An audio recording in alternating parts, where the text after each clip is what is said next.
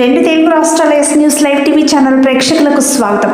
ఆంధ్ర తెలంగాణ రెండు తెలుగు రాష్ట్రాలలో ఏర్పడిన మెంతా తుఫాన్ కారణంగా అకాల వర్షాలు, వీధులు గాలులు కారణంగా అనేక మంది పంట పొలాలు, వరి పంటలు, పత్తి పంటలు నేల కొరిగి సర్వనాశనమైన సంగతి నిజమే.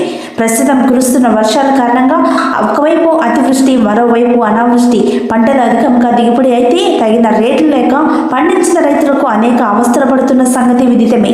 వీటన్నింటికి తోడుగా కల్తీ మందులు, దళారుల దోపిడీ అన్నీ కలిసి రైతులు నడ్డి విరుస్తున్న క్రమంలో ఇవి చాలదు అంటూ వాతావరణం కూడా రైతు నెత్తిన కుంభవృష్టి కురిపించడం మహాదారుణం అంటూ రైతులు వారి యొక్క ఆవేదన వ్యక్తం చేస్తున్నారు.